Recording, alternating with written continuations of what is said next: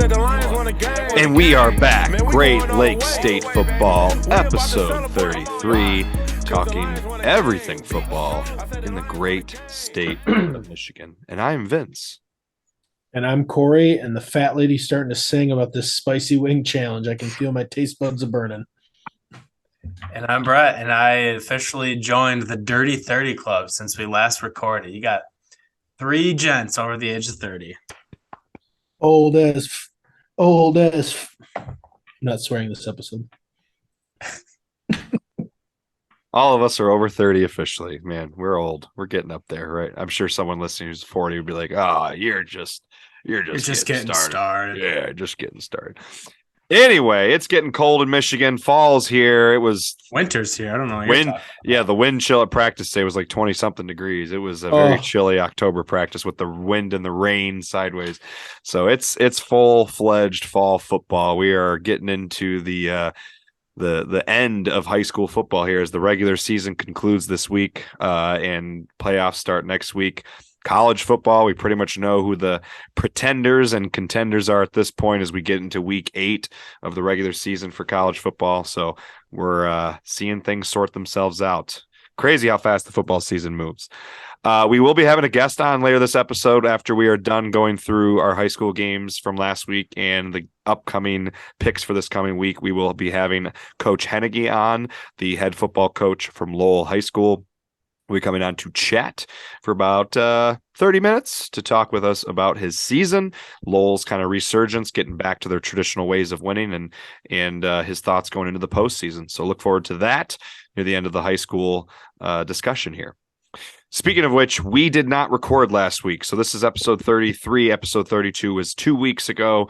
We did put it out on Twitter that we would not be recording last week. We were about the halfway point for high school football in terms of through the state championship games, week 7. And we just had some things come up between all three of us where we decided to take a break, take a week off from recording. As we get into the high school games, our Pick'em records will still reflect the games that we did from 2 weeks ago. We're not going to go through those games, nor are we going to go through the college games from 2 weeks ago, just for time's sake. So if you want to go back and see the games that we picked from 2 weeks ago, you can see that in episode 32, but we are not going to discuss the results of those games just to kind of save some time here. So with that, gentlemen, are we ready to get into recap from our high school football from next week here? Oh, yeah. Bring it on. Yes, Dad. Bring it on. All right. For my YouTube people here, let's get the screen going. Get the people going. Get the people going. All right. So, high school games from last week. Let me make this a little bit further out because I already know what's going to happen on Zoom. It's going to block out. There we go. All right. So, for our high school games for last week, the 5 games that we picked, starting at the top, we had Belleville versus Livonia Franklin. This was a big-time matchup last week. I believe at the time, Livonia Franklin was either undefeated or they had 1 loss. I can't remember if they had 1 loss or if they were undefeated going into that Belleville game. We unanimously, with Goose Poop, picked Belleville. Belleville won pretty big, 42-14. This wasn't really a close game. I think what's that classic NFL? We are who we thought they were. They are who we thought they were. The Bears are who we thought they were. Livonia was undefeated going into that game. I was going to say I thought they were. Yeah, and I think what we're seeing with Belleville is they're going to win it all. They're kicking the living shit out of everybody they play, and it's not even remotely close. Actually, if one of you guys are quick with a calculator, do some math, but I'm pretty sure they're outscoring opponents by almost 200 points. 423-71, so yeah, like 350 points. I think Goose Poop's weekly, he does his little weekly newsletter. Yeah, that has the best offenses in the state, and Belleville's been on that. It's for all divisions, and even with some of the smaller division schools, there's a few of them pounding people. I think Belleville's still on that list, if I remember. Are they averaging over 50 a game still? Yes. Yeah, unbelievable. Yeah. So they're averaging 423 divided by 8, so like 54 points a game. And very interesting. unlike a lot of schools that we've seen on Michigan-football.com, their enrollment is growing. So that's interesting to see. Just another note. Yeah, they're up about 100 students in the last 6 years. Yeah. Yeah. I think this was our unanimous favorite. What Kory was just asking, and I were just talking about picks for state championship teams, and I think this was our unanimous pick, if I remember correctly. Yeah, they had that quarterback come back. He's only a sophomore too, which is terrifying. Bryce Underwood. Yeah.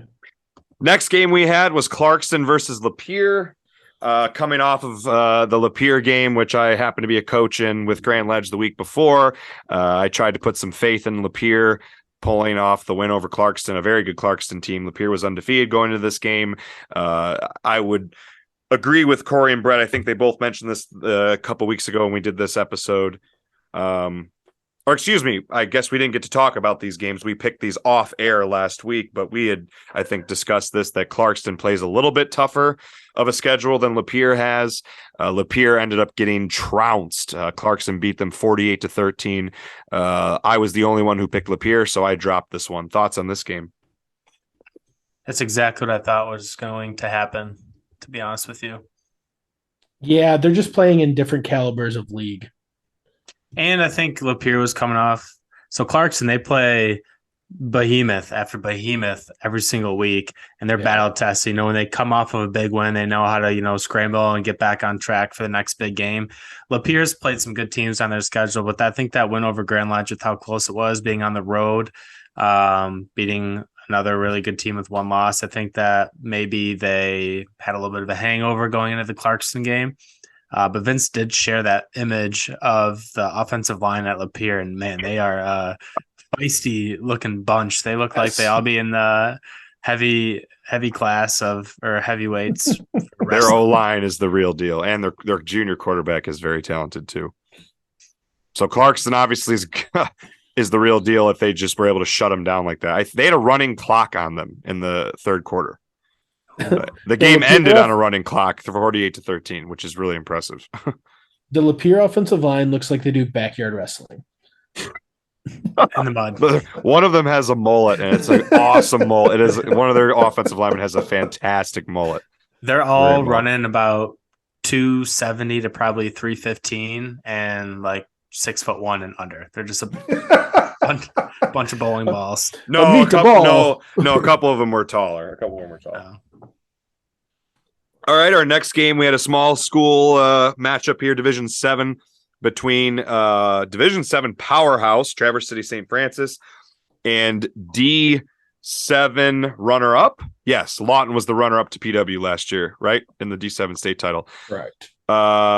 We unanimously picked TC St. Francis, and oh boy, they proved that they're the real deal. 42-7 over the D7 runner-up last year. Buttered their biscuits, and that's all I've got to say about it. Yeah, they've smacked everybody. They beat Lumen Christi earlier this year too. That was a close one, though. That was a one-score game. Lumen Christi is also very good, though. Mm-hmm. Next one was Saline versus Dexter. This was a huge game for Dexter. Dexter has not coming to this game. Dexter was undefeated. Saline had just been upset the week before. Saline was undefeated 2 weeks prior and dropped the Temperance Bedford game 7-0. Which was very surprising because Saline's quarterback is going to Notre Dame, if I'm not mistaken. Mm-hmm. So that was a very shocking loss that I think it damaged the excitement around this game maybe a little bit. I don't know if you guys saw videos on Twitter. The D-Zone was at this game. What a packed crowd. I mean, I think this game was at Dexter. Probably has to be one of the biggest attendance record or like crowds in Dexter history. I mean, you look at the video, it's just absolutely packed. As Dexter was playing for their first conference championship in 60 years. So they haven't won the smokes. They have not won their conference. Yeah. They have not won the conference championship since 1963. They beat Saline at home in one of the biggest games in decades, 21-14, get to 8-0 on the season. Right now they're considered the favorite or one of the favorites in the Division II state playoffs. They'll have to go through Warren De La Salle and Muskegon Mona Shores, but they're definitely going to be a favorite to be in Ford Field. But they'll have their work cut out for them to get there, that's for sure. It certainly helps. They have a really good running back in Cole Cabana, who's going to Michigan, 4-star. And then their wideout is really good too. I had read that he just got offered preferred walk on by Michigan. So when you got a couple of athletes like that, you're certainly hard to stop. But it still is surprising, like you said, CJ Carr, quarterback from Saline, going to Notre Dame. In the last he's not impressing me. No, in the last 2 weeks, 14 points. He's only put up 14 points, and you're going to play high-level Division I football. Obviously, there's a lot that needs to go on with your support cast too. But Saline, I picked Saline to win Division I this year, so I'm a little disappointed in that pick. But nonetheless, great. Still a lot of football left. Still a lot of football left, though. Speaking of Lloyd Carr, did you guys notice he had a cane at the Michigan game this last week when they announced the national title team? Yeah, he's getting up there. He's he's got to be 80 at least. Oh yeah, he's all 80. It's crazy to think because when did he step away from Michigan? 2005 or 6? 7. I think it. Yeah, 7. It's been a while. 15 years. 2006. So yeah, what was he in his 60s at the time? Probably, yeah. He was born in 1945, so he's almost. Jeez, 80. Yeah, 77 years old. Yeah. All right, our last game of the. Oh, I guess I should mention that was almost a unanimous pick. Kory picked Saline. Obviously, not a bad pick. It was a 1-score game. It would have been a big one for him. That kept Kory from going 5-0 on the week. As Brett gets 5-0, and with the next game with Mona Shores beating Reiths Puffer in a very close game, 15-0. Mona Shores beats Reiths Puffer for our last game of the week. We unanimously picked Mona Shores, but got to give Reiths Puffer some credit here. A program that really hasn't been much better than average for a long time, is having one of their best seasons in a while. They're going to be in the playoffs this year. I believe their last game of the year is a very winnable game. If you give me 1 second, I can tell you who they're playing if you guys want to talk about this game here. Yeah, Reiths Puffer hasn't won more than 5 games since 20. Well, they haven't won more than 5 games in a season since 2013. Yep, that's right. So Everett was supposed to play Okemos, who canceled the rest of their season. So Everett picked up Reiths Puffer. I believe this is Everett's senior night, although I don't know how many seniors they have. They played 2 tough teams pretty close, though. They played Zeeland West the week before and lost 12-30. Zeeland West. They only lost 28-20 to Muskegon. Yeah, so their 3 losses are against teams that'll probably make it through the regionals and the playoffs. But like Kory was saying, they could pick up their 6th win this week against Everett. It'd be their most wins in the season since they had 7 in 2013. And previous to that, it dates all the way back to 2007 when they had 6 wins. So this, big opportunity here for Reiths Puffer. I guess we should mention with the pick summary. First-year coach. Especially since we didn't record last week. At this point, just want to update. So I'll share with you here. We got our pick summary for high school football. At this time, Brett and I are tied. Goose Poop is obviously in the lead, but he is not going to be doing our Blazing Wings challenge as a loser, and he's probably going to win this anyway. 31-9. I think he put this out. We put this halfway summary out on Twitter, and Goose Poop quote tweeted it and mentioned how impressive it is that he uses the user picks for his picks each week, not his computer model. So the users are 31-9 in the 40 games that we've picked. So that's pretty impressive that the users each time seem to do a good job. Although I will say this, he's only had 2 5-0 weeks. I have had 3 5-0 weeks, although I did have a 1-4 week. So that's what's kept me from a big lead is I had a 1-4 week coupled with 3 5-0 weeks. Brett just got his second 5-0 week. Kory is yet to get a 5-0 week. He's got I need to find Jesus. Vince, there's a couple of asterisks on there because we kind of gave you some layup picks for 2 weeks. I mean, the 1 week, it wouldn't have changed anything because if I would have picked Grand Ledge for the Grand Ledge DeWitt game, I would have gotten that right 2 weeks ago. So I will never know. Cheater. Okay. I just did what you guys told me. Just do it. Just do what I'm told. I didn't do what I told here. All right. Anything we want to mention before we get into our picks for this week? No.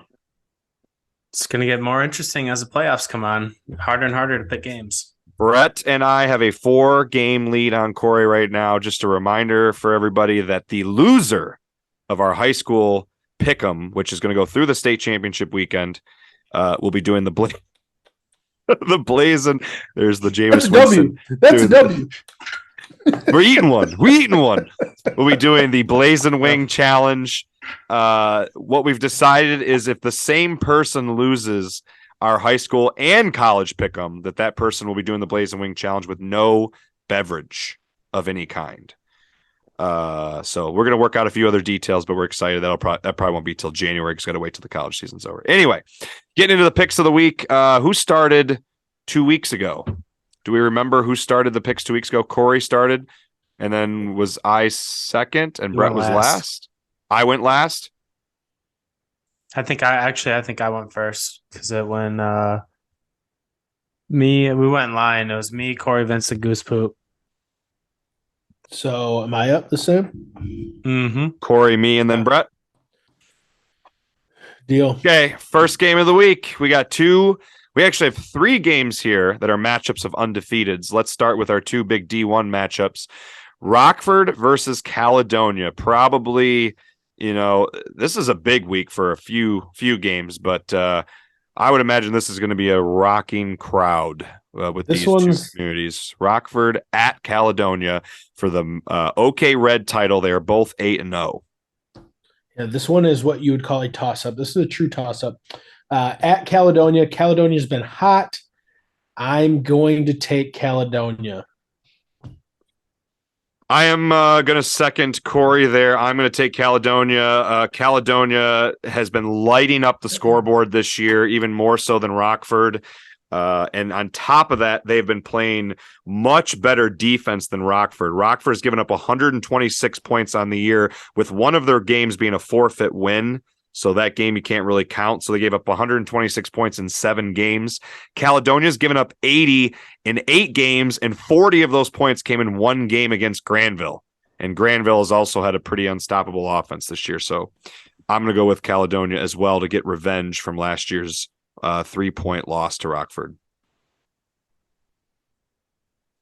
I'm taking Caledonia as well. Echoing all the reasons why Vince, you and Kory both chose Caledonia, but I think that Caledonia's got the better quarterback, and when teams are pretty similar, I give the nod to the team with the better quarterback. Our second matchup of the week is Belleville versus Brighton, another undefeated Division I matchup. I'm sure this will be a pretty exciting game to go to. I can't imagine, unfortunately, the crowd will be quite as good.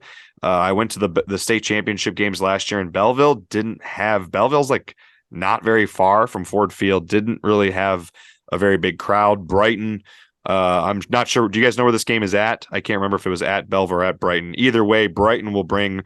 If it's at Belleville, they'll bring a good crowd. Brighton travels well. If it's at Brighton, that place will be packed. But definitely the game of the week to be at would be the Rockford versus Caledonia for if you're looking for an electric atmosphere. What do you think here, Kory?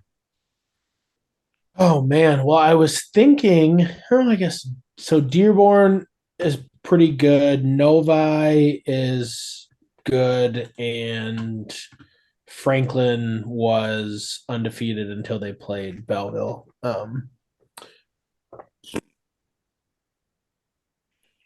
I'm gonna go with Belleville. I think they're just too hot. You can't do anything about it. They're gonna put up 50 on you, and they probably got 2 D1 corners and a couple D1 linebackers. So I'm gonna go with Belleville. The lowest point total Belleville has had this year is their opening game of the year, 41-10. That's not only their lowest point total, it's one of their closest games of the year. Exactly. Novi and Brighton played, and actually Brighton beat Novi 41-6. So they beat them pretty handily too. Granted, as we already mentioned, Belleville has scored 423 points to Brighton's 242 on the season. I'm sure Brighton will be very competitive. I think this will be a very good game. I just don't see anyone slowing Belleville's offense down. It's just they have too much firepower. I'm going with Belleville. So Brighton is looking to continue their streak of undefeated regular seasons. They've been undefeated in every regular season dating back to 2017. So this will be 6 straight regular seasons undefeated, which is a really impressive feat, especially given the size and competition of the schools that they're playing week in and week out. Wow, that is crazy. They're in the state championship last year and only lost by 20 to a good Adams team. I'm sorry if you're talking about. Wait. Belleville won the state title last year. Sorry, I'm saying I meant Belleville. Belleville, okay. Right? I was like, what? Looking to go undefeated for 6 straight. That's my what. Dog yeah, my dog just came into the room here and he's whining and it's really distracting me right now. So, anyways, Belleville is looking to string together their 6 straight undefeated regular season. Brighton is also undefeated this year, but I still think. Brighton's got better athletes, and I think Brighton's going to end up pulling away. Sorry, Belleville. I just really butchered that. I was going to say, I hate to break it to you. They lost one game last year to Livonia Churchill, and then they won the state title. Can I just redo my pick? That was probably the most distracting thing I've ever had. I could tell you were not. Yeah, I could tell you were. Archie was pushing his ball on my foot. God, and like damn it, Archie! And then Olivia walked in. Come on, Archie. So, anyways, no, we knew what you meant. I knew. I would like to repeat. All right. That. So, anyways, rewind. Brett's starting over.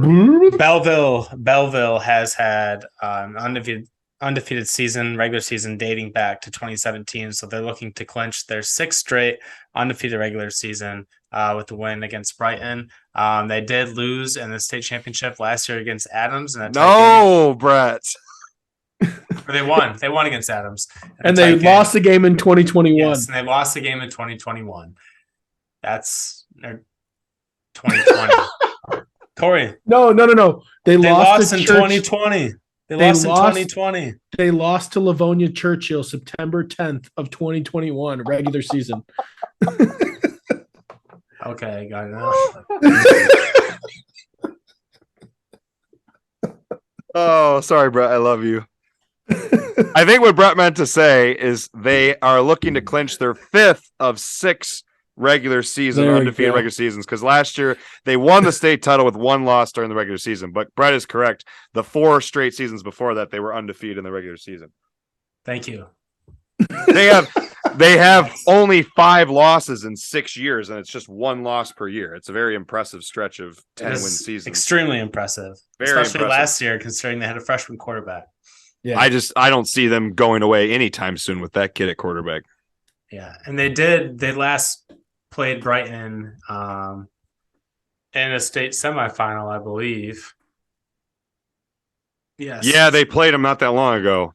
2019. They right. lost to them. 1922. Brighton won the state title that year, I believe. Or did they lose in the state title? I can't remember. They lost to Davison. That's right. That was the year Davison won it. Davison's quarterback from that team is actually starting for Northwestern right now. It's Brandon Sullivan. You've coached against him, Vince. Yes, very he talented. was very good. Yeah, Kory was there. Do you too. guys foresee a Bryce Underwood leaving and going to like an IMG or something like that? I don't know. I mean, it's kind of like a Dante Moore situation. He's pretty much already going to lock in being a 5-star. And I don't know. You risk going down there and losing your hype a little bit, in my opinion. Correct. All right. So I believe that's a unanimous pick for Belleville. Let's get to our second to last game here, or third game. We still got a couple more picks. Third game, getting to some smaller football schools here. Third game is a D7 team in Standish Sterling, who is undefeated at 7-0, having one of their best seasons in a while. They had a 10-3 season last year, but looking to clinch an undefeated regular season. And they are playing undefeated 8-0 Division 5 Gladwin.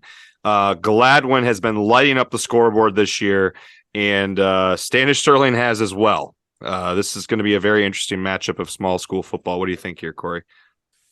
This one's super tough because of the discrepancies in divisions. And did I say D7 or 6 for Standish? Standish is D6. I can't remember if I misspoke or not. So you said D7. Okay, so I misspoke. Standish is 6, Gladwin is 5. So I apologize for that. Yeah, but then they don't play anybody alike either, which is maybe Shepherd. Did I see that right? No. Yeah, they don't play anybody alike.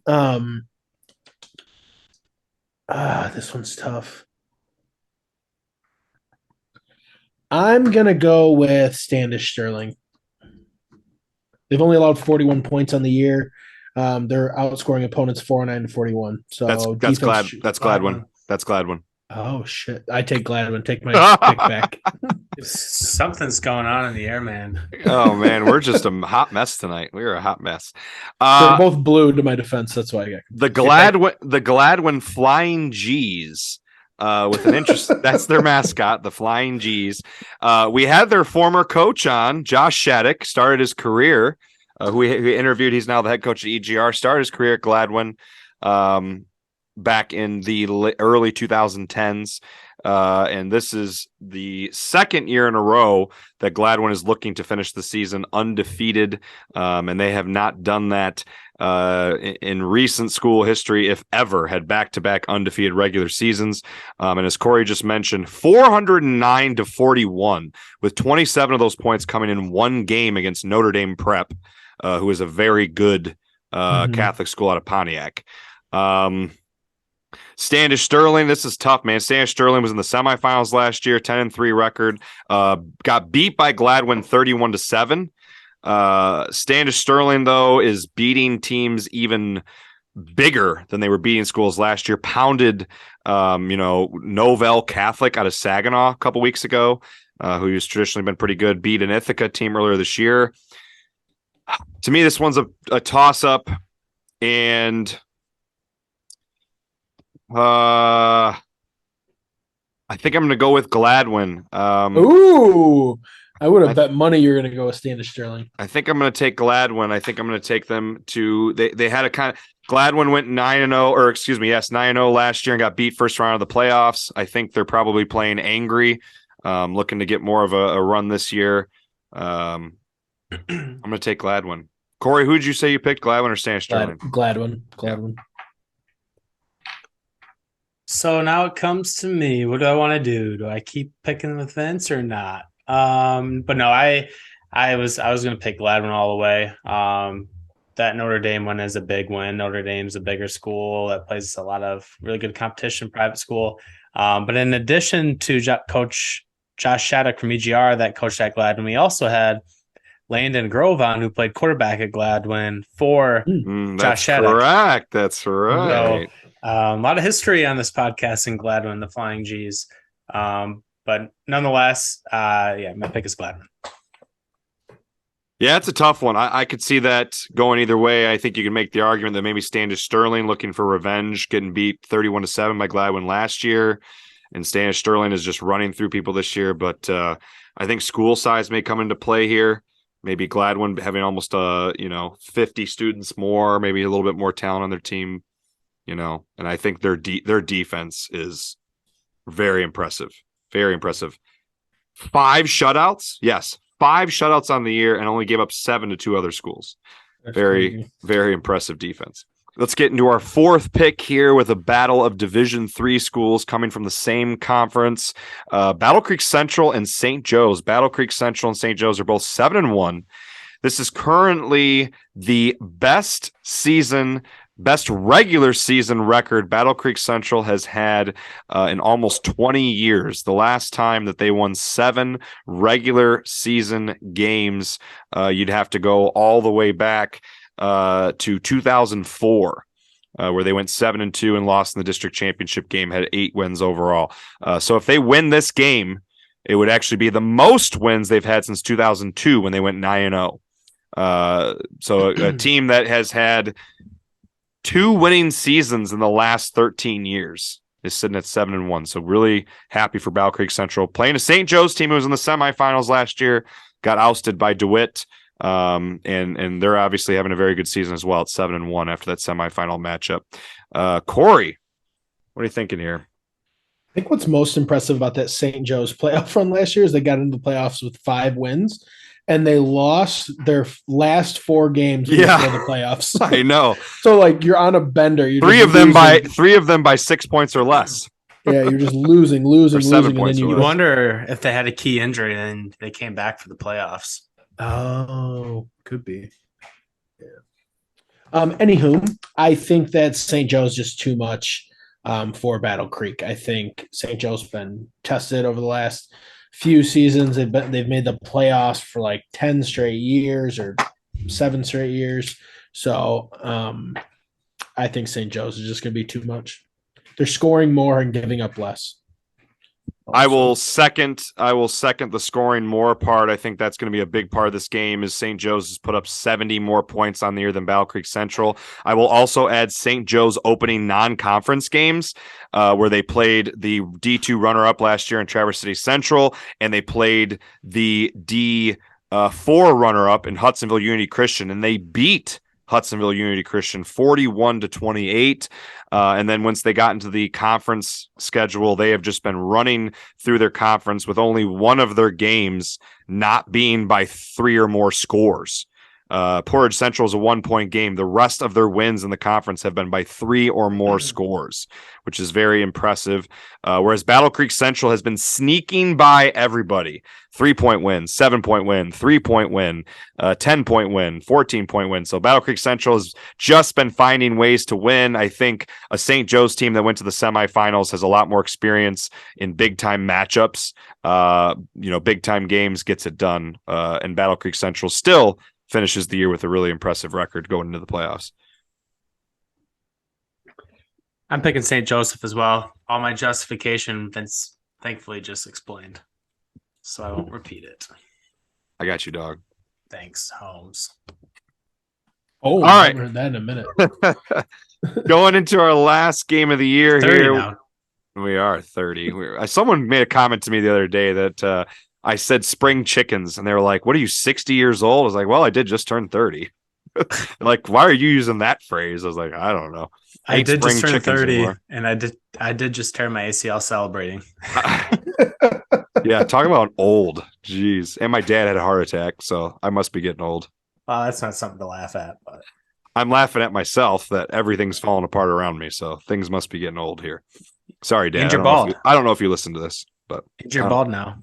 I am. It's all falling apart on me here. And click on your screen really quick. For some reason, it's like doubled up. I don't know. There we go. Perfect. Look okay?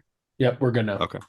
Last game of the week going into week 9 here, regular season finale that we thought was a good one to pick is another small school. Try to get a couple small school matchups here. We have Durand versus Marine City. Marine City has been a traditional, powerhouse near the Flint area in Division 5, over the last decade plus, really last 20 years. We had them on our regional rankings earlier this year when we put those out.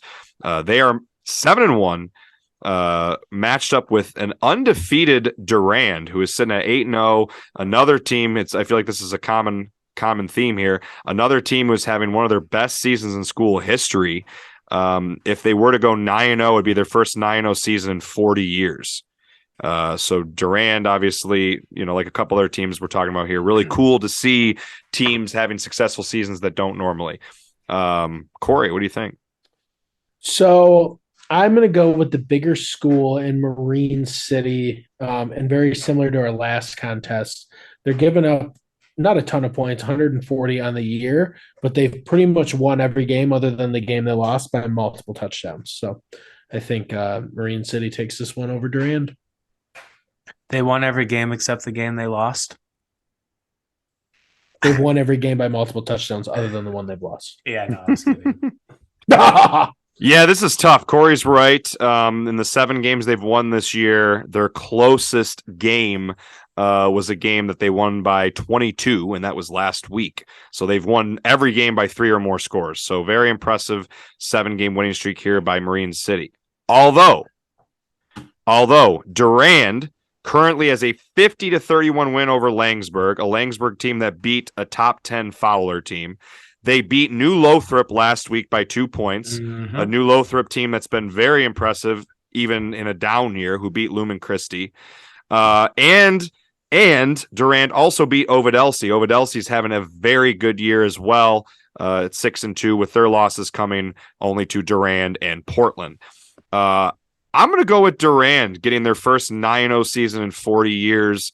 I'm going to put this at a close game. I think this is going to be a very close game. I think whoever goes to this is going to see a great matchup. Hey, Michigan Dash Football, can you start putting the home and away teams on here? Thanks. I too am also going to go with Durand, Vince. We're gonna make up ground this week, baby. The game is at Durand. Durand has probably a little bit more impressive wins, although Marine City has traditionally a better program. I'm going to pull for the Railroaders to pull off their first undefeated season in a very long time. I think it's a interesting year too, because we're seeing this from a few different schools. We saw Tecumseh.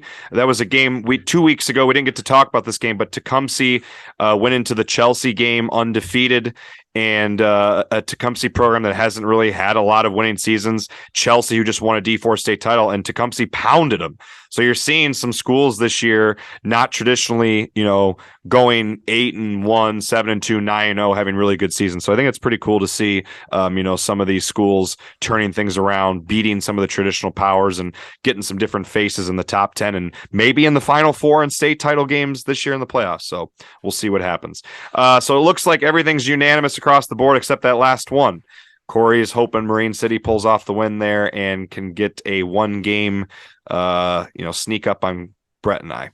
So. And with that, that's going to wrap up our high school picks of the week for week 9. As we get into the regular season here, we're going to go ahead and jump into our interview with Coach Henige. Don't freak out, but our clothes will be different. We recorded on a different night. So if you're wondering what's going on, and my hair, I think. No, I did shave my head. I couldn't remember what day I shaved my head. I didn't know if my hair was going to disappear and then come back. That would have been funny. But your glasses are gone now. They are. It's a very different getup for me. I hope you enjoy that interview. Please stay on afterwards. We will get into our college picks of the week right after.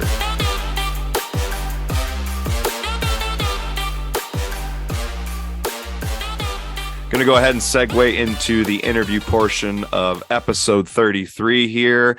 We have on a very special guest. We have on the head football coach from Lowell High School, Coach Henige, Jacob Henige. He's a 2002 Chesaning grad where he won a state championship in 2001. He was an all-state selection as a senior in 2002 for Chesaning. Followed that up with a career at Grand Valley from 2003 to 2007, where he was a 3-time national champ and a 2-time all-GLIAC selection as an offensive lineman. He was an assistant coach to start his career at Lowell under Coach Dean in 2009, while making a few other coaching stops over the next 10 years before eventually becoming the head coach at Lowell in 2019. Coach Henige, welcome on. How you doing? Doing great. Thanks for having me. You guys do your research, I see. With Google, I mean, don't give us too much credit. Yeah. With Google, it's not that hard. To type in Coach Henige Lowell, Jacob Henige Lowell. Yeah. You can find stuff pretty quick. People's names are out there, that's for sure. Yeah, we like to pride ourselves on that. I like it. I'm impressed. Absolutely. So, Coach Henige, right now, coaching a Lowell team that's sitting at 5-3. Going into the season finale here, getting very close to playoffs, one more regular season game. How you feeling about this team this season? Obviously, a great opportunity to have the best record for Lowell in 5 years, get to 6 wins. Haven't done that since 2017. Pretty awesome to get things back on track, I'm sure. Yeah, I mean, we're excited. It's a good senior group year. I mean, we had some goals to win the OK White. We're not going to be able to fulfill that goal, but I mean, we've been in every game. We're competing at a high level. We just had to find a way to finish in a few of those losses this year. And we're hoping to kind of get back on track this week against Northview, who's going to be a tough opponent. Not an easy conference. I mean, the OK Red, I feel like, tends to get a lot of discussion in terms of a statewide, articles and people talking about high school football in terms of the West Side. But Byron Center, Forest Hill Central, EGR, Grand Rapids Christian. It's definitely not like the OK White is an easy conference to go through. No, it is not. That's what usually every year our AD asks me, like, when we're looking for non-conference, I just tell them, like, we don't have to go, like, just find the best of the best if we don't have to, because the OK White can be a gauntlet. Like, we'll go play anybody, but at the same time, like, we're going to get challenged. Like, it's not like we're going to go have a powder puff conference play. Like, this is real football, and you better be on your game. And any given night you don't play well, the other team can beat you.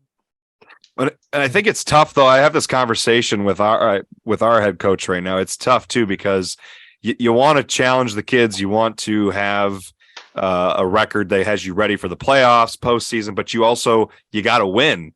Even in this playoff format, which we'll get to that in a little bit. I mean, you still got to find games that you're going to, try and get to a winning record, because you don't want to get too beat up. You don't want a situation like Hudsonville or Orchard Lake St. Mary's, which ironically, actually Orchard Lake at D4 this year might still get in with how bad their record is, because they play such a tough schedule. But Hudsonville is a great example. Hudsonville at 2-6 right now played probably the toughest schedule, I think, of any team in the state, but they're not going to get into the playoffs. They're, too beat up.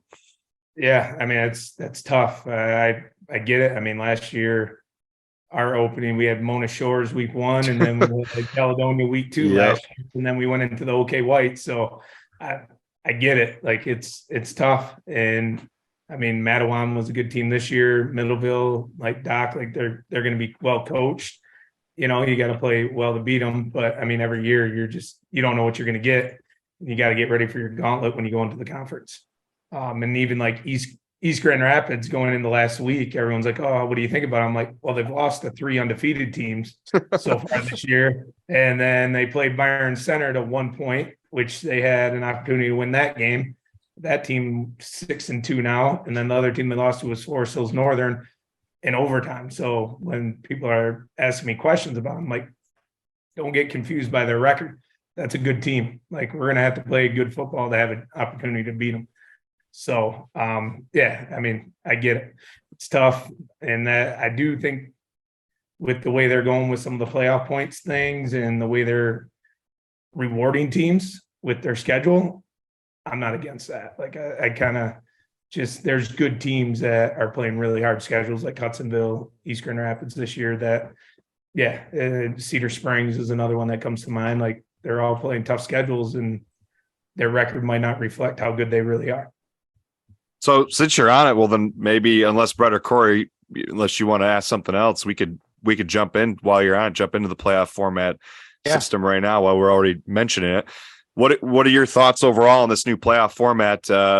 Most people, I think, who listen to us at this point, we've talked about quite a few times, but it was going to be instituted in 2020. Obviously, with the COVID year, they waited till 2021 to institute it, and based purely off playoff points. Whereas, from 1999 to 2019, it was a 6-win automatic bid playoff system. So it sounds like you are in favor of that new format. I mean, I am in a way, just because of, like, I'm sure teams like us, like when we know we're just going to be having to play a gauntlet, or we can't get teams to play us for non-conference, like, it's nice to be rewarded to go play those teams when no one else will play you. So that's why I think it's a good thing, because I'm sure Muskegon, Mona Shores, Rockfords, and some of them, and like you said, Hudsonville, like, they probably couldn't get anybody else to play them. And so I think we should reward those teams for that if they go and play a real schedule like that. And then the teams that they play that year have to win anyway. So it's not like it's just off preseason rankings. So it's earn playoff points during the season. Yeah. And one thing that I know Brett and Kory and I have talked about is, you would have had it for a little bit, being a 2003 grad, right? You graduated in 2003. So you had that 99 format for, all of your high school career. The 4 years you were in high school, they would have that format where teams would basically, it's a little bit speculation, but come on, we know they were doing it. Teams were trying to find 6 wins, right? Where are the 6 teams that we're going to beat? We win these 6 games, we make the playoffs. Who cares if they're good or not? We just want those 6 wins. So I feel like for a long time that was the main complaint. I mean, people were like, well, this team is in the playoffs at 6-3, but they just crush 6 teams that combined don't break 500. And with this new playoff format, you had teams last year, not so much in the bigger divisions, but I think it was once you hit about D3 or D4, you had some 6-win teams who didn't get in. Yeah. I mean, that can be tough. I get where if I'm sitting there at that team and why you might be a little upset at 6 wins. I mean, I understand their complaints too.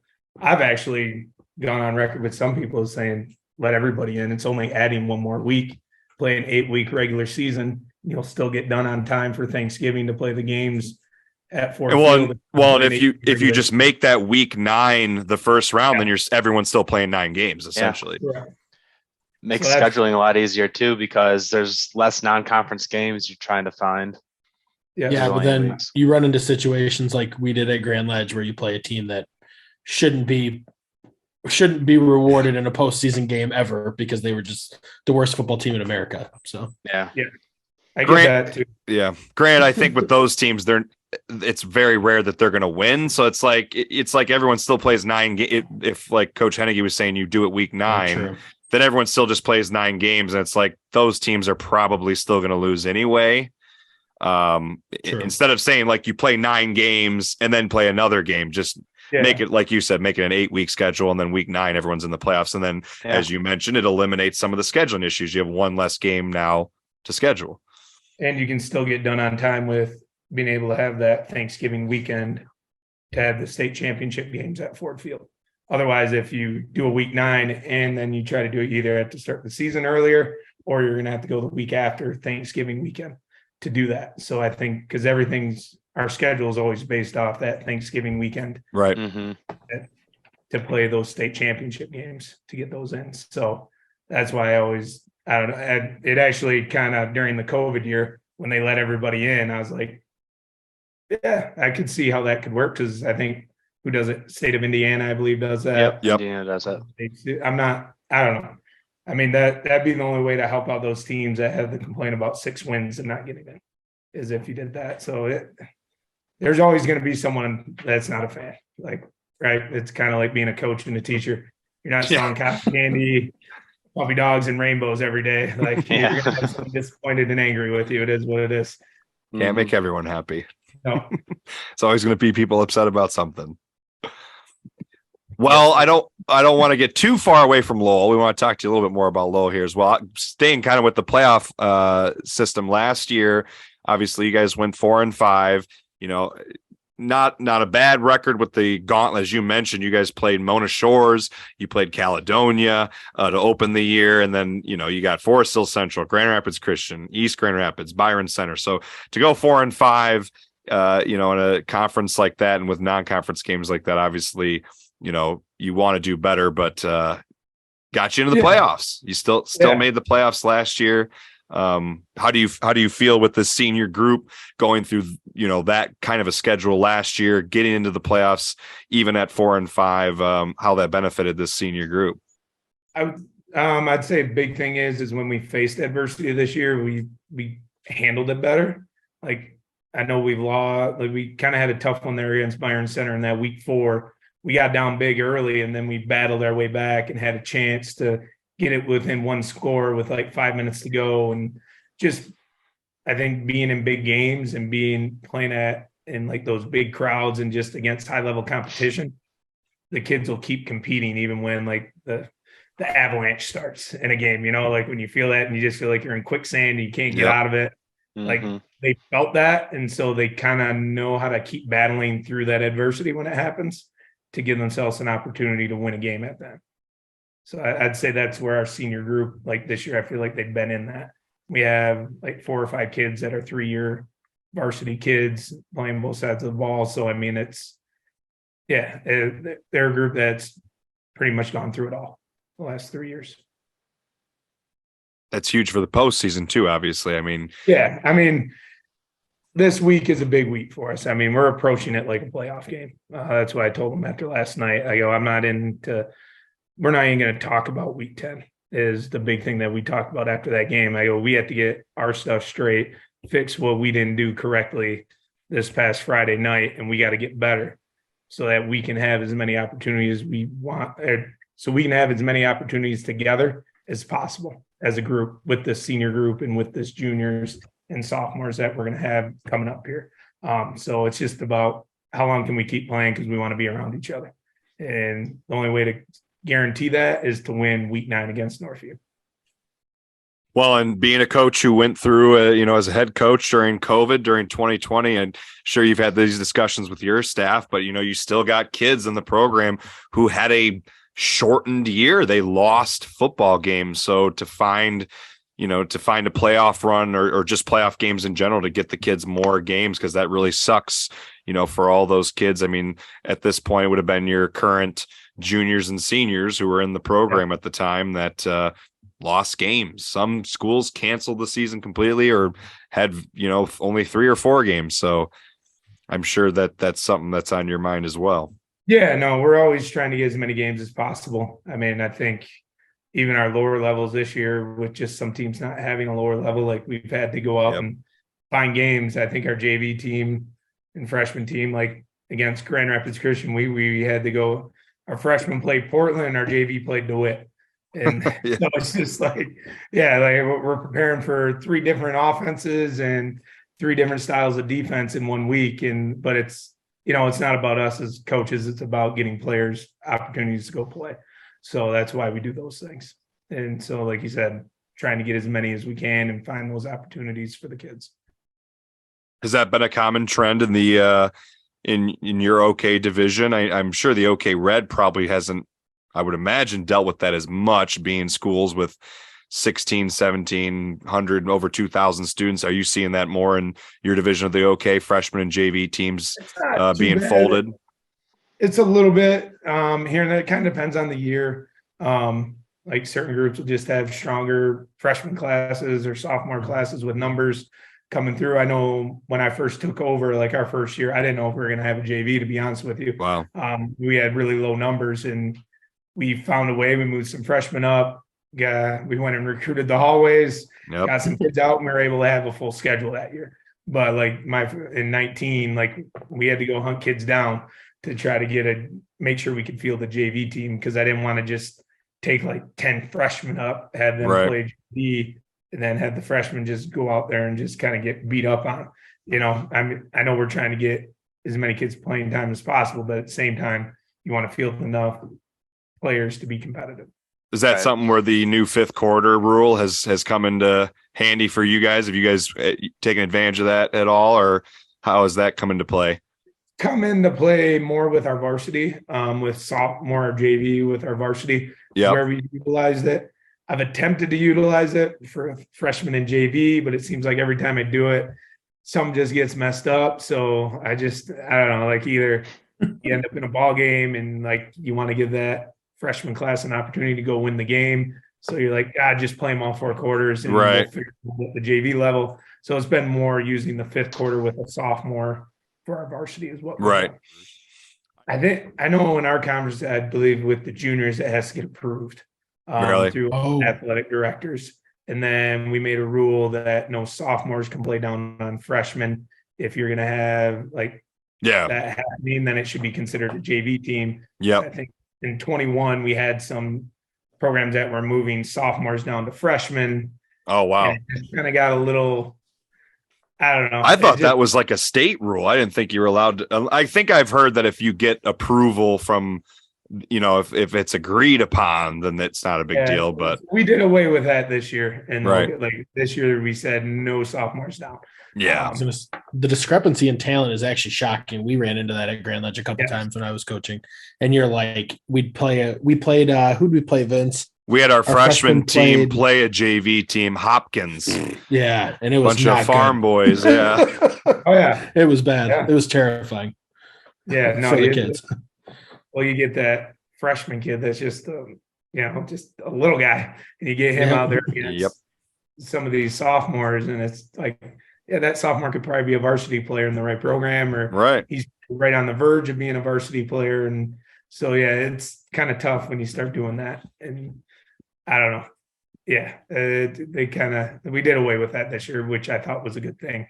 I just don't like our freshmen. I'm not gonna lie, I was a big proponent of, I wasn't a big fan of sophomores going down and playing freshmen, especially if it was like 4 or 5 of them. Yeah, I don't agree with that either. That would be, oh man, that could be ugly.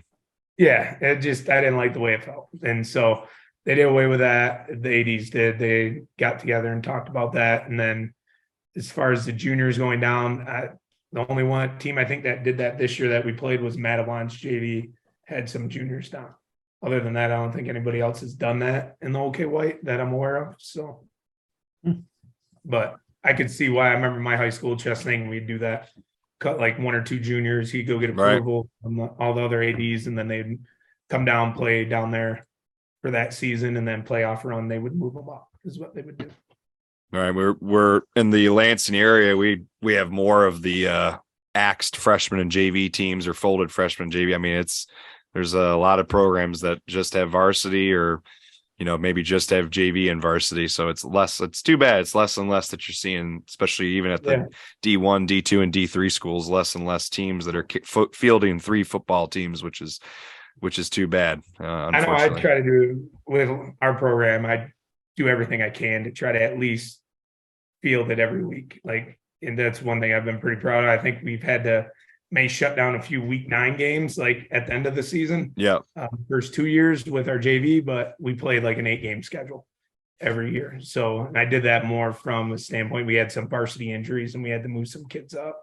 And so we kind of use it as a week to get ready for the playoffs. Yeah. Well, speaking of playoffs, before we get to kind of wrapping things up, we thought we'd ask your thoughts on this season's postseason. There was a question that we wanted to talk to you about that we kind of skipped over, but still relating to Lowell football. Obviously, you spent some time coaching under Coach Dean, who is a pretty iconic coach in the state of Michigan here. I feel like anyone who's been around high school football for any extended period of time has to know who Noel Dean is and what he did during his time at Lowell. What was your time like coaching with Coach Dean? And during that time, what kind of things do you feel like you took away from him and are currently using as the head coach at Lowell? Yeah, I mean, we first met over the phone back in 2009, actually, is when we met. I was trying to get a student teaching position anywhere in the state of Michigan that would allow me to coach football at the same time. Yeah. Someone was on board with that, and Grant Valley actually did a great job kind of setting me up. I was trying to go to Perry, actually, and be a student teacher for Saginaw Valley's current head football coach, Ryan Brady. I was trying to be his student teacher out in Perry because that was his first head coaching job. But they said that was too far away. And then he goes, well, I think I got one for you. And then he told me, what do you think about going to Lowell and coaching with Noel Dean and stuff like that? I said, well, I know they're a pretty darn good program. So yeah, I'm all about it. And had a phone interview with him. He had a couple questions for me because I knew some of his former players. And he just said, his big question was, which guy are you more alike? Is what he wanted to know. Like the one guy that players as you have them coming through. There's certain kids that someone's going to answer, and I go, well, as teammates with both of them, I know which one I might be more like, but I know the only right answer to that question. And when I said that to him, he goes, all right, you're hired. And I'm going to put you on the tab right away just because he liked the way I answered the question. That's awesome. I knew both of them. And yeah, it was good to get that first interview. And then that was actually a state finals run. Mm-hmm. And that was really cool my first year. And a lot of people all told me won the state title that year, right? In 2009. Yeah. My first year ever coaching football. What a great first year. Holy crap. Yeah. And everyone says get out now because it's only misery after that. Yeah. That's what all the coaches told me on staff that year. Even Noel told me that. He goes, you should just get out now because you should just one and done it. Get out. Yeah. Turn your back on it. Oh my gosh. 1 year state title and you're done. But yeah, no, I fell in love with it that year and coaching with him. I kind of went away for 2 years. My wife and I both got teaching jobs out in Arizona because at the time in Michigan, they were just. Yeah, I remember that. I remember we were in high school around that time. I remember they were laying teachers off left and right. Yeah. So we went out there and then we had some opportunities to get back into the district right around 2012. Ended up getting hired here and was there 2012 through 17 as an assistant coach, being one of the lower level head coaches, helping run the weight room, coach offensive line, kind of being like, I'd say, at one time, like the assistant head coach, basically in a way is what I was doing a lot of the behind the scene things. So he was empowering me a lot to kind of learn how to be a head coach at the time. And he always was kind of mentoring me, telling me like things you should look for if you're ever looking to take a head coaching job. If you were to ever take over at a school like Lowell, just, give me advice on things that you should look for, things that you should look to do, how to stay involved and make it more than just football, make it about the community and trying to influence lives beyond just the gridiron was a big thing that I learned from him during that time. Do you still have, are there still any coaches within the program, freshman, JV, or varsity, who were a part of any of the staff near the end of his tenure? Or is it pretty much all new coaches now? Coach Curtis, Mike Curtis, he was the OC back when I was the O-line coach.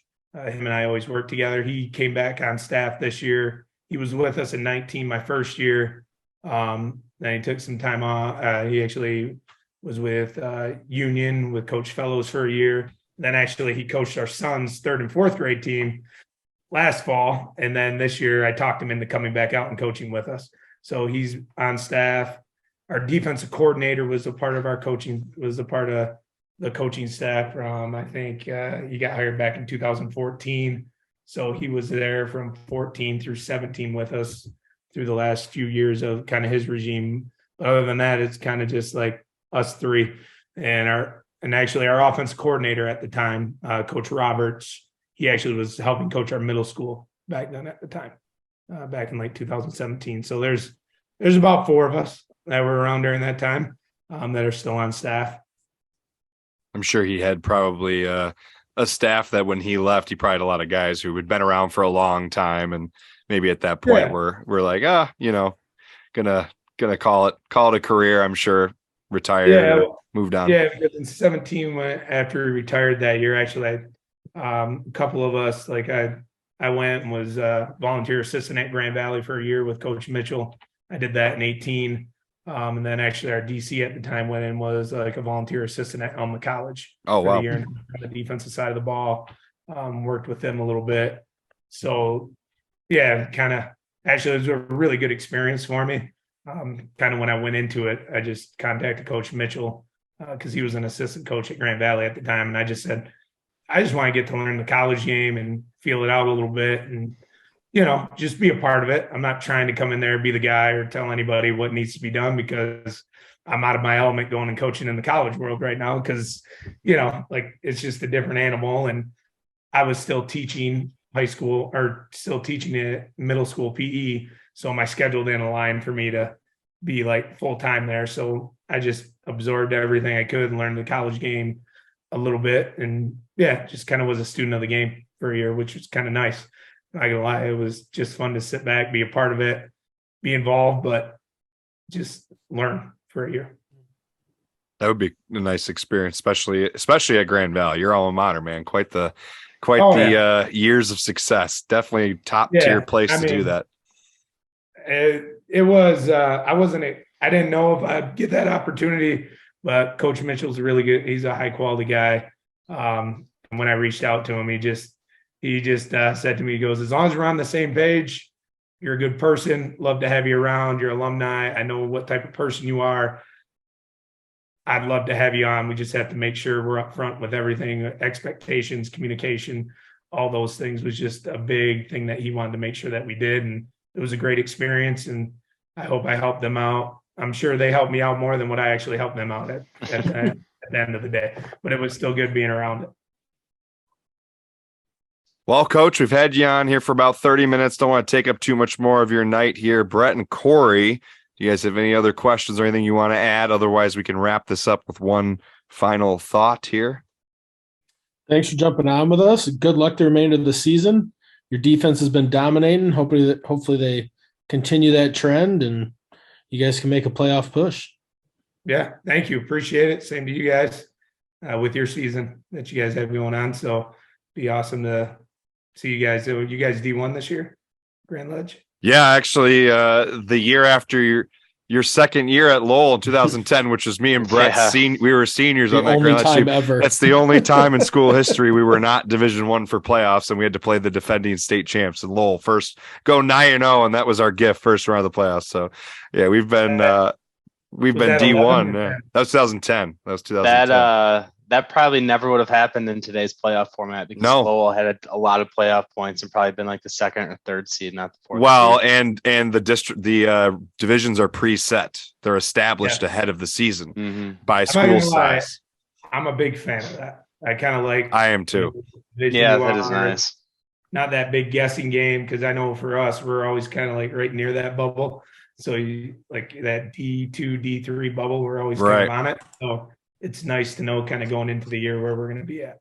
So speaking of which, the last thing I thought I'd ask you before we get you off here is Snooze to you. I don't know how much of a Snooze to you fan you are. We love Snooze. We've been using his stuff for a long time. His week 8 projections came out today for the districts. I don't know if you're someone who takes a look at those week to week or not once he starts putting those out, but just thought we'd see if you had any thoughts here. I know you got one game left and you got to focus on that game, but if you had any thoughts you wanted to share going into the 2022 playoffs, potential district for Lowell this year. I mean, I'm looking at that. It'd be a tough district.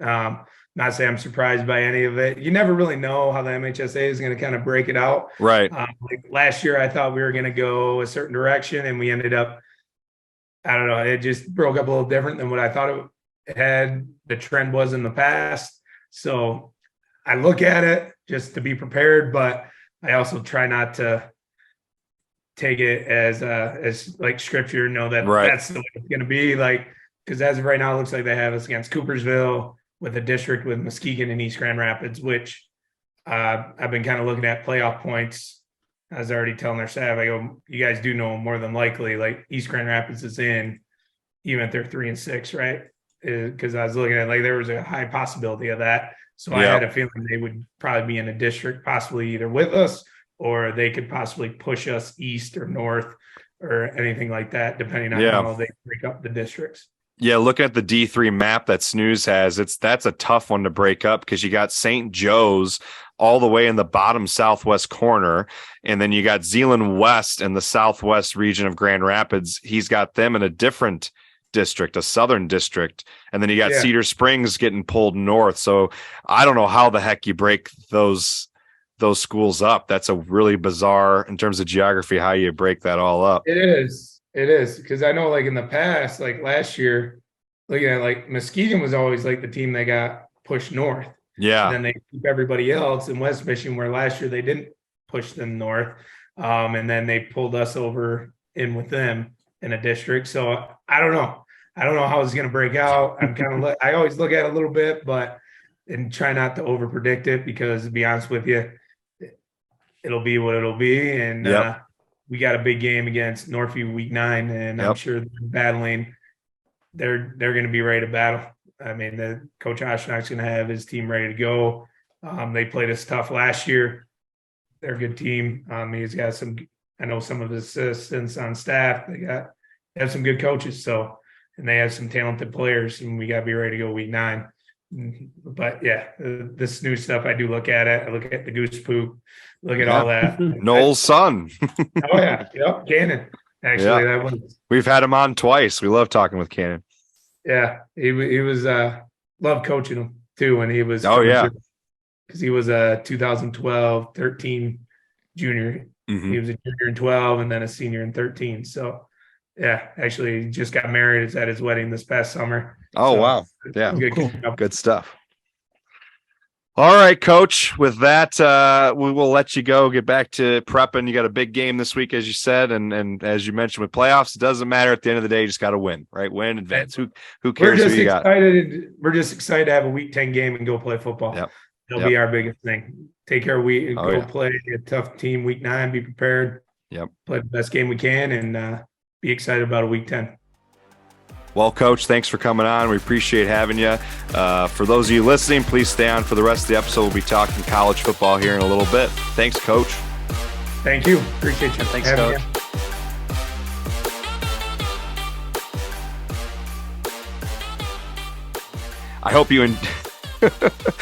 I hope you enjoyed our interview there with Coach Henige, the head coach at Lowell High School. We wish the absolute best of luck to the Lowell Red Raiders Arrows. Oh, Red Arrows. God darn it. That's Portland is the Red Raiders. Red Arrows. Sorry, Coach Henige, if you're listening to this.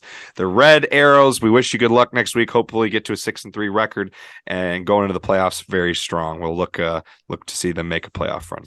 And with that, let's move over to college. First, we're going to talk about our college games from I guess we didn't talk about this on air, but again, our week from 2 weeks ago, or excuse me, our picks from 2 weeks ago have been added into. Oh, this has not been updated, right? This is wrong. What? The totals here are not correct. The college. No, the college ones are correct. No, they're not. 27. Isn't this what it should be? Oh, did I double add these ones too? Yeah, I think you did. 9, 12, 15 plus 12 is 27. Yeah, should be 27 and 8, 22 and 13, and 22 and 13. Oh, so I'm not losing by that much. You and I are tied. Oh, I did update these. Did it not save? I guess not. I don't know on my screen. Maybe do that again. I think it's refreshing. Maybe my screen just because I shared it. Whatever. There we go. Beautiful. Now it's sharing correctly. So we have now we have it reflected on my screen. I think maybe my screen just hadn't refreshed, but no, I did it on the 22nd, 23rd one, not this last week's. Oh, I gotcha. So the picks are updated for 2 weeks there. So yeah, that's the picks for 2 weeks. So currently Kory and I are tied 22 and 13, and Brett is in the lead by 5 games. Kory has a lot of ground to make up in the high school games, but Kory and I are kind of way behind Brett here on the college games. So we're not going to talk about the games from 2 weeks ago, but let's get into the games from last week. Obviously, off air, we picked one of the biggest games in the nation to us, regardless of division. It was the number 1 and number 2 teams in Division 2, Ferris State hosting number 1 Ferris State hosting number 2 GV. What a game, man. I wish we could have been there. It was a record attendance, 13,000 people just about. I think the actual number is like 12,600 and something. All-time record attendance for Top Taggart. Ferris State going into the fourth quarter or early in the fourth quarter jumped out to a 21-10 lead. Grand Valley scores 12 unanswered to take a 22-10 or 22-21 lead. Ferris actually I saw following the game with about 90 seconds left had the ball at midfield and a 4th down and just couldn't convert. What do you guys think? Big time win for Grand Valley, obviously. Massive win for GV, and if you look at the stats, it's not even close. GV outstatted them pretty much for the whole game. Yeah, it's a big win for Grand Valley. Grand Valley is now number 1, and all the polls. Ferris had Malik Mitchell back under center. First time they've had him since week 1, and I don't know if that was good or bad because they're playing pretty good without him. Although he's the better athlete, you wonder if they had a little bit better mojo with their backup. But yeah, big one for GV. Yeah, I'm very impressed with Grand Valley. Brett and I both picked Grand Valley. Kory picked Ferris. Obviously, a 1-point game. This could have gone either way. The only reason we didn't get to talk about this on air, obviously, but the reason I picked with Grand Valley is I just thought, even if Malik Mitchell came back, that Grand Valley had just been playing better than what Ferris State had. I think Grand Valley would go in with a little chip on their shoulder because they hadn't beaten Ferris for a while, and obviously that played out that way. Our next game, Big Ten matchup here. Michigan at the time was ranked number 4. Penn State hosting Penn State, number 10. They beat them handily, 41-17. It was a 1-score game at halftime, and Michigan just comes out and runs James Franklin and Penn State out of the big house. Big time win for Michigan. My in-house Michigan fans, how you feeling after this game? You got to feel pretty good after this one. I mean, I think Michigan's playing well for 4 quarters, which is fantastic to see. JJ McCarthy's scaring me a little bit. I don't know how you feel, Brett, but granted, he hasn't had to do a whole lot. He's not doing a whole lot, so I think I've been really impressed with the way Michigan's come out in the second half the last 2 weeks. They're tied with Indiana at halftime last week, and then this week they were up by 2 to Penn State, even though it felt like they were up by 20. The game was not as close as the score as Michigan dominated the game from top to bottom. Really impressed with the way Michigan's running the ball and you don't see teams that play football like Michigan does very often anymore. And I think some of that might play to an advantage for Michigan because there's just not very many offenses anymore that just want to body you around and shove you and just play man-to-man football. It seems like a lot of teams are doing a lot of passing and just it's not like it used to be. But Michigan's playing old school ball, and they have two very good running backs. As far as your comment about JJ McCarthy, Kory, I don't know. I just feel like Michigan they just kind of have a seatbelt on him right now. He's the type of quarterback, in my opinion, that does really good when he can just do whatever he wants and doesn't feel like he's limited. And Michigan's passing game seems like it's very lateral right now. And because they haven't had to go down and throw downfield. And I think JJ is a rhythm guy. And if you let him play loose, he's going to let loose. But if you just have him play tight and manage the game, I mean, it's hard to get in the zone when your longest pass of the day is like 25 yards downfield and you only have like 2 completions like that. But I think they're going to be all right. I think they're really going to be undefeated going into the Ohio State game. There's no doubt in my mind. They kind of remind me of the Penn State teams with Saquon Barkley. Michigan does. A little bit, yeah. Really explosive run game, average pass game, good defense. So we will see how it plays out. I don't foresee us losing the next 3 games, so we should be good. All right. And with that, our third game of the week was an MIAA matchup. We had Trine playing at Olivet. Or excuse me, this is Olivet at Trine. I'm pretty sure Trine was at Olivet. It was Olivet's homecoming, I'm pretty sure. So I think on the graphic we have this wrong. I'm almost 100% positive here. Yeah, it was at Olivet. So this was Olivet's homecoming game. If you were at this game, you saw quite the game. Triple overtime matchup here in the MIAA. Olivet was previously undefeated. Trine only has 1 loss currently as well. But Trine prevailed in triple OT, 39-37. I completely forgot that the overtime rule obviously doesn't matter what division you're in. The college overtime rule is the college overtime rule. So in the third overtime, Trine went for 2 and got it, and Olivet didn't get their 2-point conversion. So in that third overtime, so very weird. I don't know about you guys, but I hate that. I can't stand that 2-point conversion rule where you just go for 2-point conversions once you start in the third overtime. Regardless, Trine comes away with a big win, and Olivet gets their first loss of the year. Thoughts on this one? I was very surprised Olivet lost, to be honest. I thought that was a for sure pick. Out of any of these picks I made last week, that probably would have been the one I was most confident in. Yeah, we were unanimous with the Michigan pick, I should have mentioned, and then we were unanimous as well with the Olivet pick, and we all obviously got that one wrong. But Olivet looks like I haven't had a chance to do the stats, unfortunately, but it looks like Olivet was held to a season low in rushing and 219 yards in the game, which sounds like a lot, but Olivet's really been moving the ball on the ground, and even in 3 overtimes to end with 219, I'm confident that's probably their season low.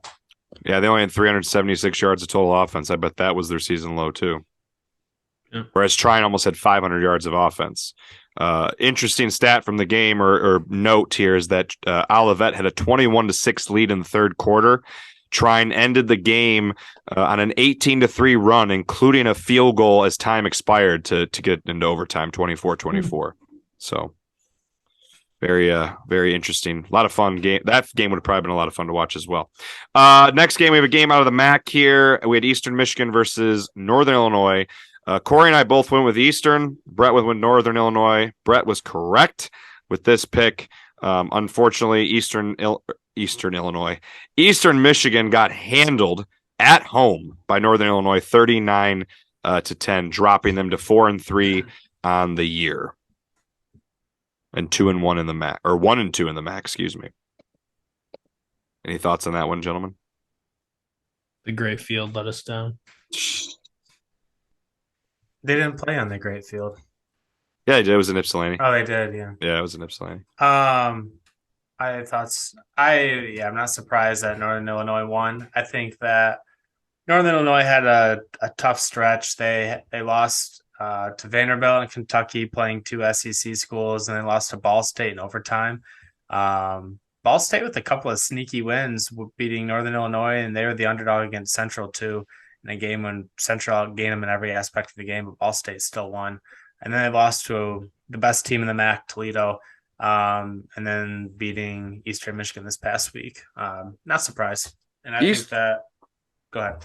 I was just going to say Eastern could lose 3 in a row here because now they're at Ball State, as you just mentioned, who's kind of, sneaky wins, is now at 4-3 in winning record. And then they have to host Toledo. And Toledo's kind of the favorite right now in the MAC. So Eastern could drop 3 in a row and see themselves sitting at 4-5 and end the season at Kent State and hosting Central.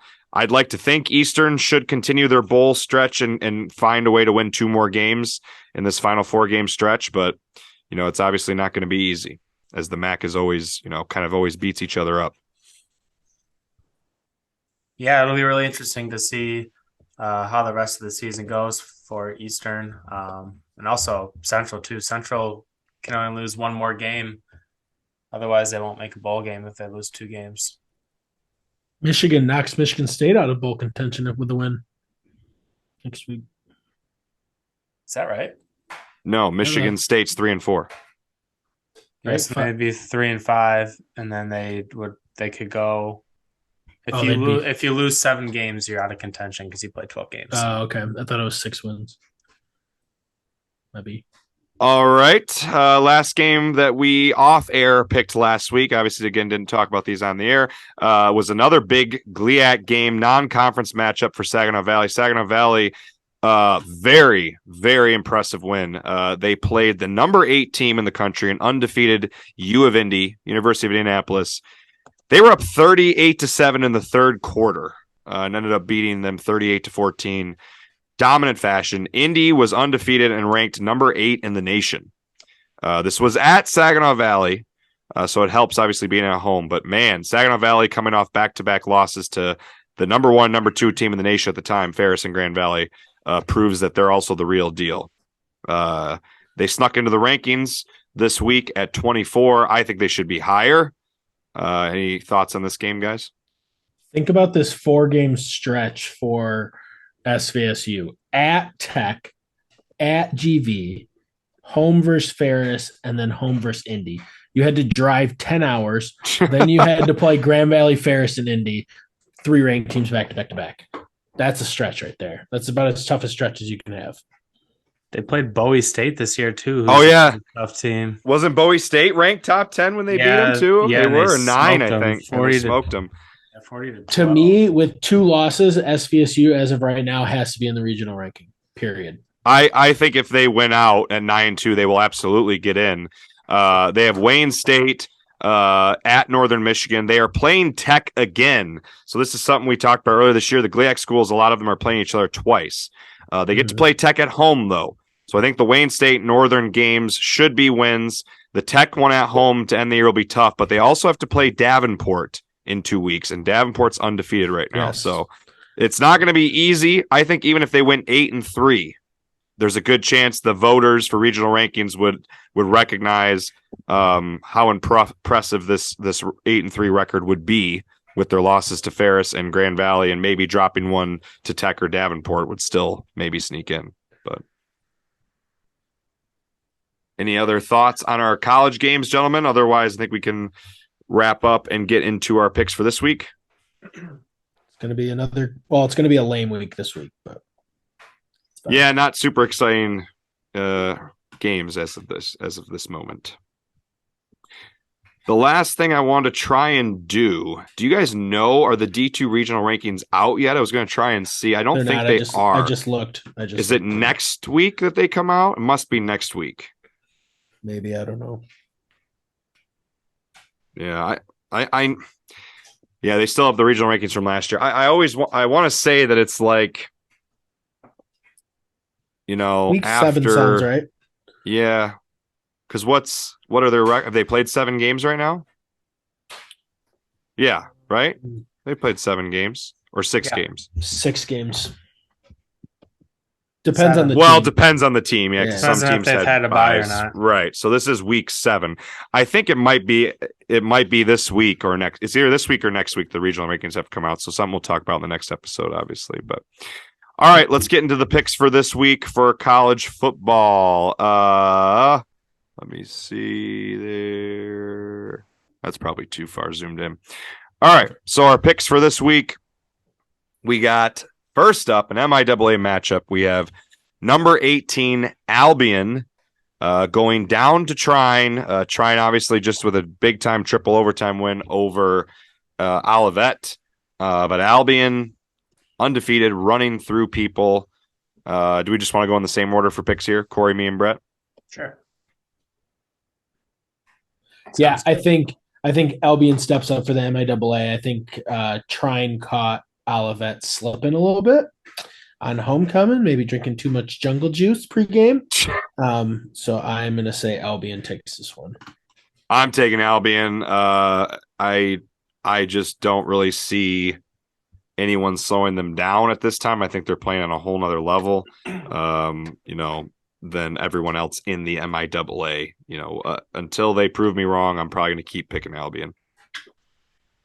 I'm going to pick Albion too. I'm really rooting for Albion and Alma both to continue to be undefeated for the Saturday, November 12th showdown against each other. Are we going to go? So when is that? Saturday what? November 12th. Ooh, I would like to try to go to that. We'll have to see what's going on. Have to see what's happening. That'd be a fun one to go to. That would be a fun one. I might have to, depending on what time the Michigan-Nebraska game is. I'd be interested. They're probably both at 1. So the interesting thing about this matchup is that Trine and Albion do not have any common opponents at this time. Non-conference. They do have a non-conference common opponent. Their one non-conference common opponent is Rose Holman, which Albion beat 49-17, and Trine beat 24-23. Now, I know that game can be a little tricky at the college ranks. It's even trickier at the high school ranks. However, I'm too impressed with Albion's offense right now, and even their defense has played very well to think that anything's going to slow them down. So I just think this is, an easy unanimous pick for us. But anyway, getting to our second pick of the week, we got a GLIAC matchup here. Not a lot of really good football games to pick from, unfortunately, for this week. Yeah, Kory and I were struggling, and so was Brett, to find any good games. But we're going to go with Ferris State as one of our 2 D2 games that we're picking, just because Ferris is coming off of obviously a 1-point loss at home. Their first regular season loss in 3 years, something like that. They'd won 43 straight regular season games or something like that. So this was Ferris's first loss in a while. Be interested to see how they respond. They get to play at home against Michigan Tech. But this is a Tech team that right now is 2-1 in the GLIAC. So they're playing tough. They're trying to find some wins. They had a rough start to the year with some tough losses. Kory, what do you think? I think this is a potential trap game for Ferris State. Right. But I'm going to take Ferris State. I think Tony Anise gets it done.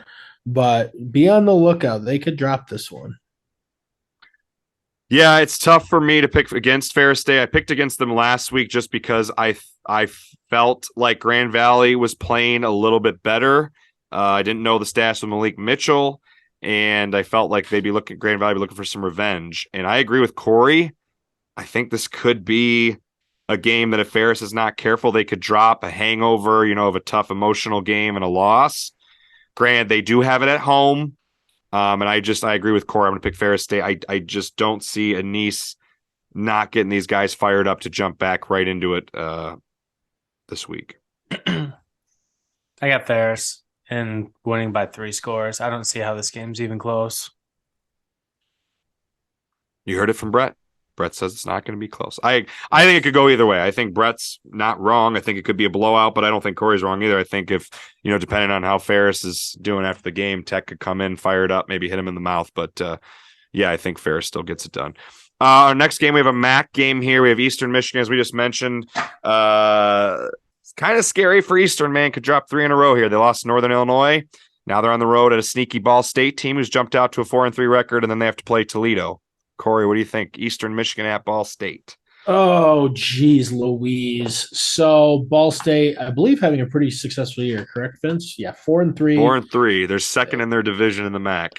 They've played Tennessee. They lost to Western. They beat Murray State. Played Georgia Southern as well. Lost.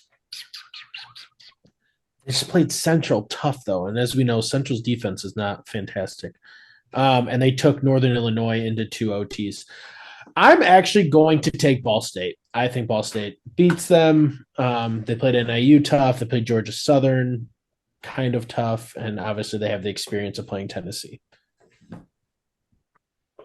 I'm going to go with Eastern Michigan. I think that Eastern Michigan, coming off of a really ugly loss at home to Northern Illinois, is going to be fired up and angry, ready to play on the road. I'm still really impressed with Eastern's win at Arizona State earlier this year.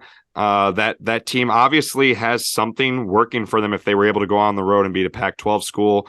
Ball State just about lost at home to UConn. 25-21. I know UConn apparently is playing a little bit better this year, but still, I think I'm gonna stick with Eastern Michigan on this one and see them for a bounce back win.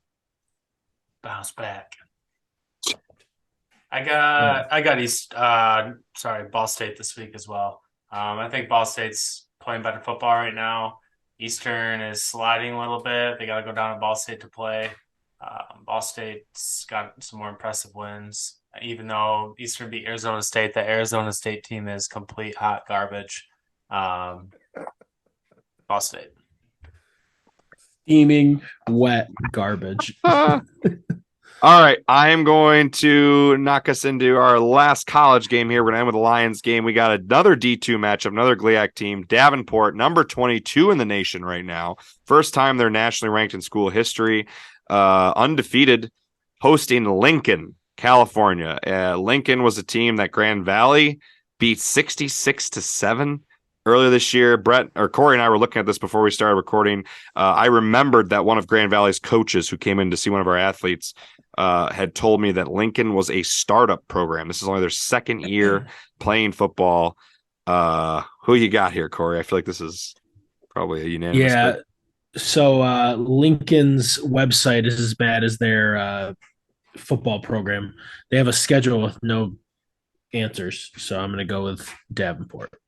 Davenport for me. Yeah, Davenport for me. But really quick before we move on, I want to know who's paying for Lincoln's travel schedule.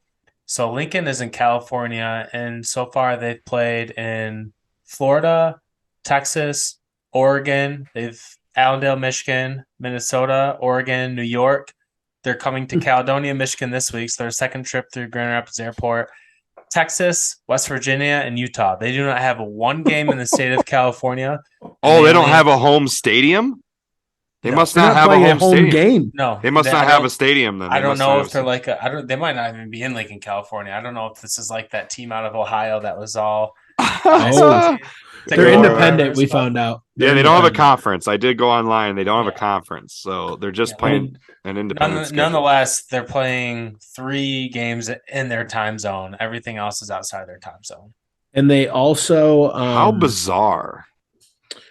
They also don't belong to like a division. Like on their website, it doesn't even say what division they are.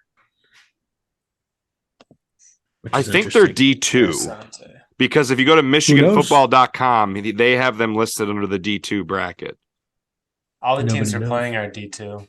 I think they're D2. So that Grand Valley coach told me it was a startup program, so I'm wondering if it's like some donor came in to this school, some alumni or boosters or whatever who has money in this school and was like, let's see what happens if we can just get a football program going.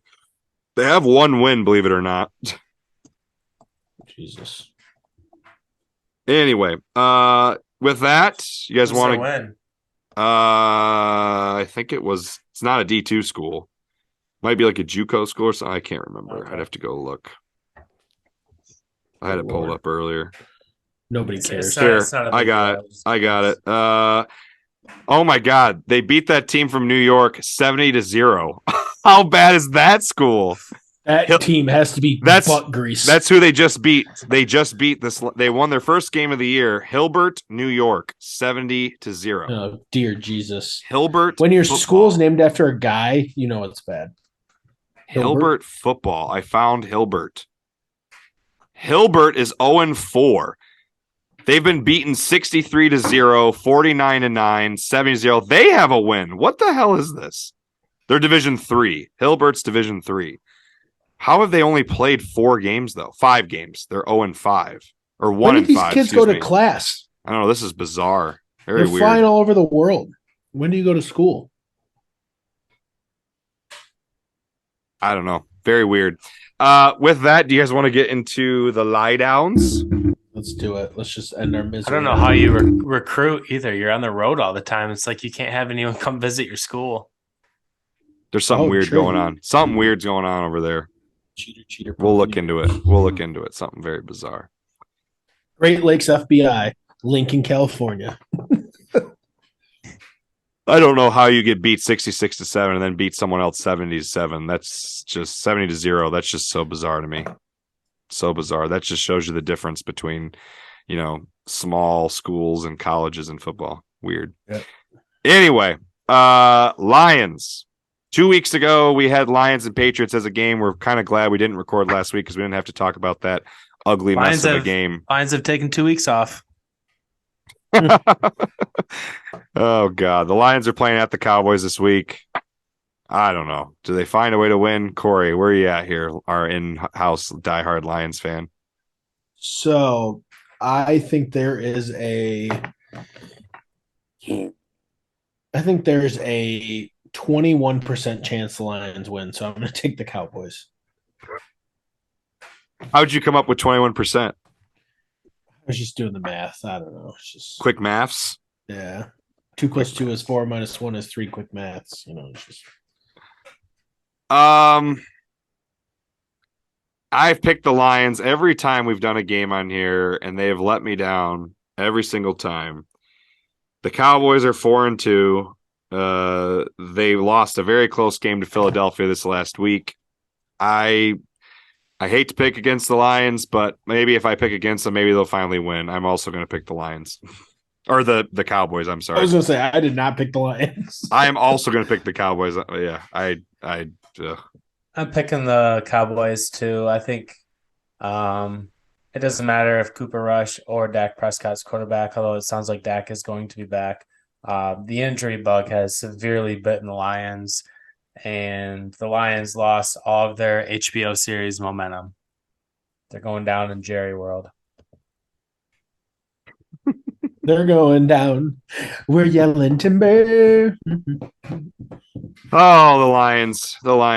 Just a headache from every since 1952. Yeah. I was telling the guys they are rebuilding. Getting most of their D line back, but and Jerry Jacobs. But other than that, there's still a lot of football left, right? They're 1-5 right now, 6 games, and there's 11 games left.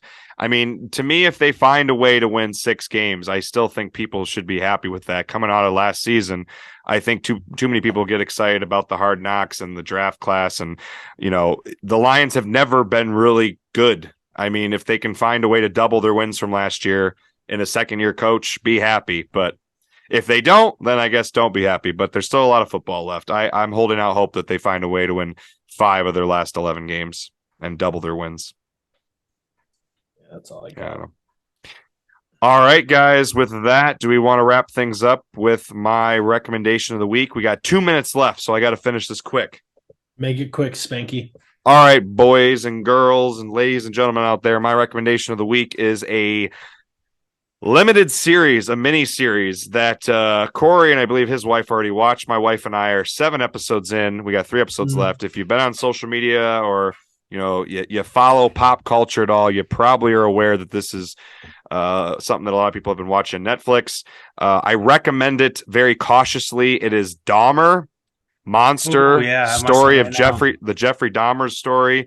If it's not for the faint of heart, if you like true crime, you're going to love it. It's not a docu-series. It's a reenactment I haven't had a chance to look into how many creative liberties they've taken with the elements of some of the real life events. I know that there's quite a bit of it they've recreated pretty carefully and accurately, so much so that a lot of the families and victims of the families are really angry, going as far as using a lot of the real life names, cities, events, reenacting, actual scenes from court, like recorded video and things like that. So in terms of ethical, if you don't think it's ethical, that's up to you. In terms of quality, it is absolutely phenomenal in terms of the acting, cinematography, the music, the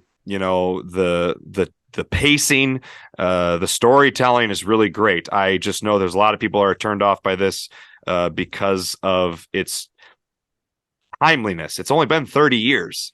So a lot of these victims families are still around, and they're not that old. I mean, if Dahmer was still alive, he'd be in his 60s, but he was murdered in prison, obviously. I mean, so, whether you agree with that or not is up to you. If you like horror, you like true crime kind of stuff, I think you'll enjoy it. I think it's a really great 10-episode miniseries. I'm not quite done with it, but 7 episodes in, I'm really enjoying. Someone who loves horror, I'm really enjoying it. Spooky, that's for sure. It's very disturbing. My wife and I have had to take a few breaks. Obviously, very, very disturbing show. I could watch it straight through, but I probably have a better stomach for some of the stuff as someone who watches a lot of horror movies and shows and enjoys that genre quite a bit. But my wife has had to take a few breaks from it. But anyway, Kory, you and Maddie finished it. Brett, did you and Olivia are watching it right now? Oh no, that's just me watching that. Olivia. Oh, you're watching it by yourself? Olivia won't even be in the same room. One of the first scenes in the opening episode was enough to turn her off completely. It doesn't waste any time. I mean, if you're squeamish, it gets into it right away. Mm-hmm. Fun fact: I did a report on Jeffrey Dahmer in 7th grade. What's the song that references Jeffrey Dahmer in it? It's a rap song. Can't think of it. It was when we were in high school or early college. Dahmer? I don't know. It's going hard like Jeffrey Dahmer or something. I don't know. I'm not sure. You have to Google rap song that references Dahmer, Jeffrey Dahmer. Gorilla Zoe. Oh, was it really a Gorilla Zoe song? And Eminem also has it in one of his songs too. I'll cut you like Dahmer. That's what it was. Yeah. Pretty crazy. I don't know this. I'm not trying to double up, but if you like true crime, they also released, this is more of a documentary style series. They released, I've started watching at the same time about a few weeks. Yeah. They released never before released tapes between him and his attorney. So his attorney and several other high profile people from the case who are still alive are interviewed, and they splice in interviews with the actual recordings of Dahmer talking about what he did. It's very disturbing and chilling if you like true crime stuff. Again, I know some people don't like glorifying or romanticizing, that stuff, but if it's something that you find interesting or fascinating, check it out. So, all right. With that, I think we will wrap things up. Thank you for listening to episode 33 of Great Lakes State Football. If you like what you hear, like what you see, Great Lakes State Football, you can find us on Twitter at GLSFBall. We are on Instagram at Great Lakes State Football. Please, if you like these video versions of the podcast, subscribe to us on YouTube, Great Lakes State Football. Give us thumbs up or some comments on those videos. Share them. We would appreciate it if you like them. If you enjoy the audio episodes, make sure you check us out on Apple and Spotify. Add us to your library. 5-star review. Leave us a comment. We are on all podcast stores. Until next week, I'm Vince, episode 33. Hope you enjoyed our guest, Coach Henige, co-host Kory and Brett. Go Chargers. Go Green. Go Blue. Fire up chips. Maybe the Lions will fight. Bring on Michigan State in 2 weeks. One pride.